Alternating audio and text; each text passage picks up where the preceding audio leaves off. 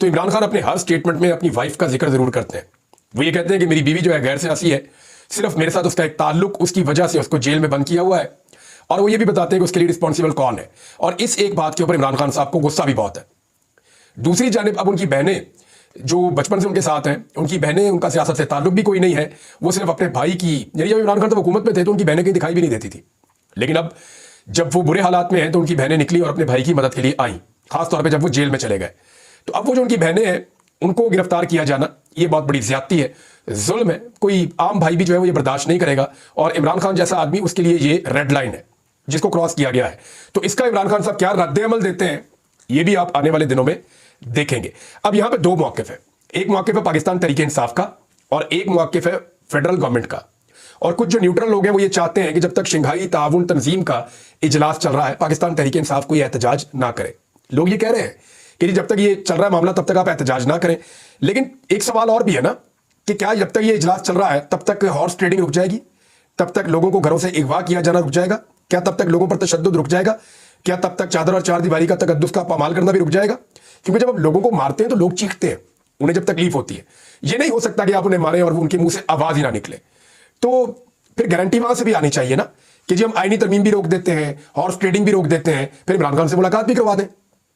पाकिस्तान तहरीक इंसाफ ने ऑफर किया है कि हमने 15 तारीख को एहतजाज का ऐलान किया। पहले पाकिस्तान तहरीक इंसाफ के जो स्टेटमेंट्स है ना वो आप देख लें, आपको जरा समझने में आसानी हो जाएगी कि मामला कहां तक पहुंच गया, इंटेंसिटी इस वक्त क्या है। तो जो इस वक्त की सूरत हाल है, और तहरीक इंसाफ की सियासी कमेटी ने इमरान खान से फौरी मुलाकात ना करवाने की सूरत में 15 अक्टूबर को इस्लामाबाद में एहतजाज का ऐलान कर दिया है। और यह भी कहा गया कि अगर इमरान खान साहब से हमारी मुलाकात ना करवाई गई तो तहरीक इंसाफ के हर कारकुन को कह देंगे पूरे पाकिस्तान में कि वो फिर इस्लामाबाद पहुंचे। अब ये बड़ी अजीब सूरत हाल हो जाएगी। इसमें जुल्फी बुखारी का स्टेटमेंट है, इसमें मुराद सईद का स्टेटमेंट है। जुल्फी बुखारी कह रहे हैं कि कप्तान के हवाले से खबरें ठीक नहीं आ रही, खान से मुलाकात हमारी करवाई जाए, जबकि मुराद सईद ने कहा कि अगर फौरी तौर पर इमरान खान साहब से उनकी बहन, डॉक्टर और पार्टी की आदत की मुलाकात नहीं करवाई जाती तो मैं अपनी कौम, ISF, youth wing, labour wing, मुंतखब अरकान असेंबली, टिकट होल्डर्स, बल्दियाती नुमाइंदों और यूनियन काउंसिल और VC तक के तमाम कारकुनान को कहना चाहता हूं कि तैयारी कर लें। हमने डी चौक की कॉल देनी है और इस अज़म के साथ शिरकत करनी है कि अब इमरान खान को लेकर ही वापसी होगी। अच्छा, इसमें एक चीज मुराद सईद ने क्लियर की है, और ये बात मैंने अली मीन गंडापुर साहब से जब एक दफा की तो उन्होंने भी मुझे बताया था कि कितना बड़ा खतरा है। क्योंकि बहुत सारे लोग कह रहे थे कि अडियाला जेल चले जाना चाहिए और अडियाला के बाहर धरना दे देना चाहिए। इमरान खान के सारे मुकदमे तो खत्म हो गए हैं, अब तो उनको जुडिशियल रिमांड के ऊपर जेल में रखा हुआ है। तो ये बहुत बड़ी ज्यादती है, उनको बेल मिले, वो बाहर आए। तो ये ज्यादती के खिलाफ खड़े होने के लिए कारकुनों को चाहिए कि वो अडियाला जाए, वहां जाकर धरना देते, उधर जाकर बैठे। तो इस पर मुझे अली अमीन गंडापुर ने एक बात कही थी, उन्होंने कहा था जी कि ये इससे इमरान खान साहब की जान को खतरा हो सकता है। यानी हम वहां पर एहतजाज करने जाएं, हमारे बहाने वो कोई एक्टिविटी कर दें और वहां पे सिचुएशन ऐसी बना दें और बाद में खुदा ना खास्ता इमरान खान साहब को नुकसान पहुंचाएं और वो ये कहे जी पाकिस्तान तहरीक इंसाफ की क़यादत जिम्मेदार है जो यहां पे लोगों को लेकर आई थी, उसकी वजह से हालात खराब हो गए। तो मुराद सईद का जो जुमला है वो एज इट इज मैं आपको पढ़ के सुना देता हूं। उन्होंने कहा जी अडियाला जेल जाकर हम किसी को हमारे एहतजाज की आड़ में अपने मंसूबों को अमली जामा पहनाने का मौका नहीं फराहम करेंगे। इसमें इमरान खान की जिंदगी को खतरा हो सकता है। आपको याद है पाकिस्तान तहरीक इंसाफ के एस्टेब्लिशमेंट के करीबी कुछ लोग माजी में ये कहना शुरू हो गए थे कि इमरान खान को जेल से छुड़वाने के लिए कोशिश की जा सकती है, कोई एफर्ट हो सकती है, लोग आ सकते हैं, हुजूम आ सकता है। तो एक्चुअली पाकिस्तान तहरीक इंसाफ से जब मैंने पूछा, उन्होंने कहा जी हमारा तो ऐसा कभी कोई इरादा ही नहीं है। तो हो ये रहा था कि एक माइंडसेट बनाया जा रहा था कि लोग अगर अडियाला की तरफ जाएंगे तो फिर इमरान खान साहब को नुकसान भी पहुंचाया जा सकता है। ये पाकिस्तान तहरीक इंसाफ का क्लेम है, यही बात मुराद सईद साहब ने की है। उन्होंने कहा जी फौरी तौर पर इमरान खान की खैरियत की खबर या डी चौक पर अवामी एहतजाज, यानी इसके अलावा हमारे पास कोई रास्ता नहीं है। मुराद सईद ने कहा जी कि जितने मर्जी आप रुकावटें डालें, जो मर्जी आप करें, जितने मर्जी आप खंदके खोदें, लोगों ने आना है तो फिर लोगों ने पैदल भी आ जाना है और हम अब नहीं रुकने के। वो ये सारा कुछ क्यों कह रहे हैं? लेकिन वो इसलिए कह रहे हैं कि उमर यूब साहब का मैं आपको बता दूं अपोजिशन लीडर है। इससे पहले ये बात जो है वो तारिक मतीन साहब के वीलॉग में मैंने सुनी और दोस्तों ने भी कही कि मुसद्दका इतलात मौसूल हुई है कि इमरान खान साहब को मुकम्मल तौर पर अडियाला जेल में तनहा कर दिया गया है और उन्हें 6 अक्टूबर 2024 से लेकर अब तक अपने सेल से जो बाहर सेन वाला इलाका है वहां पे भी जाने की इजाजत नहीं दी जा रही। यानी वो जो छोटा सा कमरा आपने देखा हुआ है 4-5 फुट बाई 8 फुट का, उसके अंदर इमरान खान साहब हैं, उससे बाहर वो नहीं आने दे रहे। जो खाना उन्हें फराहम किया जा रहा है वो भी मशकूक है। वज़ीर आज़म इमरान खान की सेहत के हवाले से शदीद तशवीश है।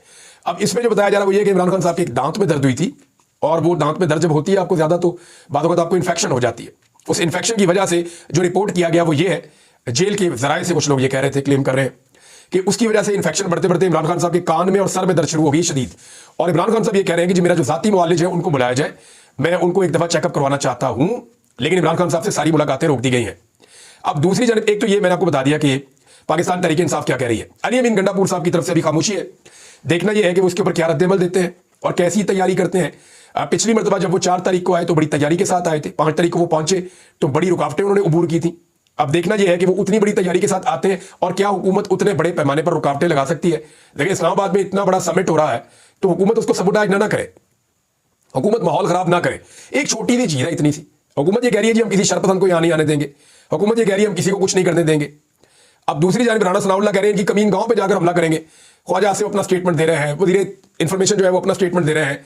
वो सब लोग चाहते हैं कि ये समिट हो और किसी किस्म की रुकावट ना आए, लेकिन सेम टाइम पे एक छोटी सी चीज उन्होंने करनी है। यानी वो हुकूमत जो सुबह 7 बजे अडियाला का दरवाजा खोलती है और आजम सवाती जैसे बंदे की जाके मुलाकात करवा देती है, वो हुकूमत जो आधी रात को इमरान खान से मुलाकात करवाने के लिए तैयार हो जाती है, क्या वो हुकूमत 12 तारीख को, 13 तारीख को, 14 तारीख को इमरान खान की और पार्टी की क़यादत की मुलाकात नहीं करवा सकती? बिल्कुल करवा सकती है, अगर वो ये जिद छोड़ दें और इस जिद से अपने आप को बाहर निकाल लें। देखिए इमरान खान से ना मिलवाने की 2 वजूहत है। एक, जो कुछ डी चौक में हुआ, जो कुछ अली अमीन गंडापुर साहब के साथ हुआ, इस मामले पे इमरान खान साहब का फौरी रिएक्शन ना आ जाए, नंबर 1। नंबर 2, आईनी तरमीम के हवाले से इमरान खान साहब कोई नया लाया अमल ना दे दे। ये 2 चीजें बहुत इंपॉर्टेंट है। तो इस वजह से ताकि आईनी तरमीम कर ली जाए, इमरान खान साहब को कैद तन्हाई में रखा गया। अब सिर्फ एक मुलाकात करवानी है, कोई फर्क नहीं पड़ता। इमरान खान साहब की एक बहन है, उन्होंने कहा जी मेरी मुलाकात करवा दे, मुझे पता तो चले मेरा भाई के साल में, नौरीन साहिबा जो है। अब हुकूमत के लिए इतनी सी बात है, छोटी सी, और ये पहले कई दफा कर चुके हैं, छोटी सी बात है, एक मुलाकात ही करवानी है। कौन सी? वो कह रहे हैं इमरान खान साहब को रिहा कर दिया जाए। तो अगर ये मुलाकात हो जाती है तो सारा मामला जो है वो नीचे आ जाएगा। अब एक और चीज है, जो हॉर्स ट्रेडिंग है उसका बाजार अभी तक गर्म है और एक एमएनए उन्होंने तो क्लेम किया कि 70 करोड़ तक ऑफर उनको दी गई है। यानी उन्होंने अपना नाम लेकर क्लेम किया कि 70 करोड़ की ऑफर उनको दी गई। मलिक शफकत ऐवान साहब ने यह कहा एक प्रोग्राम में, उन्होंने कहा जी हमारे साथियों को 1 अरब तक की ऑफर पहुंचा दी गई है। मैंने आपको बताया ना, हुकूमत इतने पैसे दे नहीं सकती, ना हुकूमत इतने पैसे देती है। मसला क्या है? मसला यह है कि जो बहुत बड़े बड़े लोग हैं, बहुत ताकतवर लोग हैं, उनकी फाइलें हुकूमत के पास होती हैं, एक फाइल पे उनको अरबों रुपए का फायदा होता है। तो अब उन्हें यह कहा गया है कि जी मैंने खरीद के लाए, आपके काम करवा दिए जाएंगे मुबैना तौर पर, जो मुझे इस्लामाबाद से दोस्तों ने बताया। तो अब वो जो है एमएनए की कोशिश कर रहे हैं, एमएनए मार्केट में अवेलेबल ही नहीं है। कई लोगों की कीमत लग रही है, इंजॉय कर रहे हैं वो, लेकिन वो बिकने के लिए तैयार नहीं है। उन्हें पता है कि वो लगड़ा घोड़ा बन जाएंगे जो किसी रेस में नहीं भाग सकेगा। उसके बाद सियासत और इज्जत उनके खानदान के लिए एक नापैद चीज बन जाएगी। ना वो कभी सियासत कर सकेंगे, ना वो कभी अपने इलाकों में इज्जत हासिल कर सकेंगे। तो अगर किसी ने सैक्रिफाइस करना है, 1,000 रुपये कमाना है, 100 करोड़ 80 करोड़ कमाने, तो पैसे कमा के वो निकल जाए पाकिस्तान से बाहर, बाकी जिंदगी बाहर जाके गुजारे। बाकी इधर तो फिर उसका कोई फ्यूचर नहीं है पॉलिटिक्स में और बाकी चीजों में, और बाहर भी जहां जाएगा वो पाकिस्तानी उसके साथ क्या करेंगे ये सब लोग अच्छी तरह जानते हैं। अब कुछ लोग इस बात का शुबा कर रहे हैं, जिसमें कमरुज़्ज़मान कायरा साहब ने और जावेद चौधरी साहब ने एक जैसी बात की है। कमरुज़्ज़मान कायरा साहब ये कहते हैं कि अगर 25 तारीख आ गई और कादी फाइज ईसा साहब रिटायर हो गए और नए चीफ जस्टिस आ गए तो उनके आने के बाद इलेक्शन खुल जाएगा, और अगर इलेक्शन खुल गया तो इलेक्शन उड़ जाएगा और फिर ये हुकूमत जो है फारिग हो जाएगी। ये कमरुज़्ज़मान कायरा साहब कह रहे हैं साफ।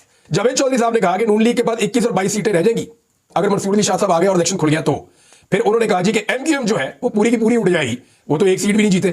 फिर उन्होंने कहा जी कि पीपल्स पार्टी भी फारिग हो जाएगी और हुकूमत अदम एतमाद का वोट नहीं ले पाएगी, क्योंकि उन्हें कहा जाएगा कि एतमाद का वोट लें, तो वो एतमाद का वोट नहीं ले पाएगी। तो ऐसी सूरत में हुकूमत घर चली जाएगी। तो इमरान खान की जमात हुकूमत में उस वक्त आ जाएगी और फिर इमरान खान साहब रिहा भी हो जाएंगे और तहरीक इंसाफ एक पार्टी के तौर पे उभरेगी, मखसूस नशिस्तें उन्हें मिल जाएंगी। अडियाला जेल का दरवाजा अगर खुल गया तो सारे मुखालिफिन फारिग हो जाएंगे।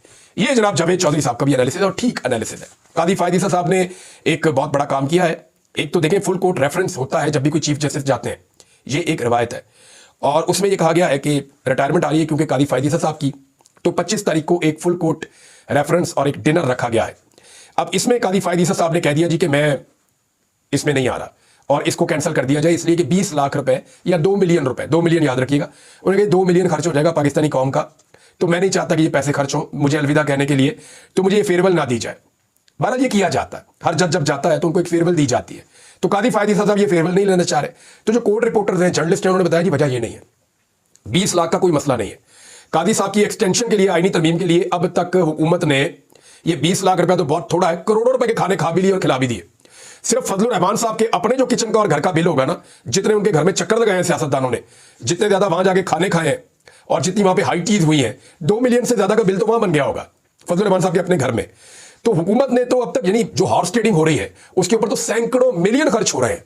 यानी वो कादी फायद ईसा साहब जिनकी एक्सटेंशन के लिए या उनको एक नई अदालत बनाकर देने के लिए या आईनी तरमीम के लिए जो उन्होंने हॉर्स ट्रेडिंग का एक रास्ता खोला अपने फैसले में, उन सारी चीजों को देखते हुए अगर आप सिर्फ लिखे ना फिगर्स, तो सैकड़ों मिलियन जो है वो दाव पे लगे हुए हैं और वो कह रही है 2 मिलियन का मामला है। तो रिपोर्टर्स ने बताया कि मामला 2 मिलियन का नहीं है। रिपोर्टर्स ये कह रहे हैं कि मामला 2 मिलियन का नहीं है, मामला है कि कादी फायद ईसा साहब को इस बात का अंदेशा है कि वहां पे उनसे कोई सवाल जवाब ना कर दिया जाए या उनके ऊपर नुक्ताचीनी ना हो जाए।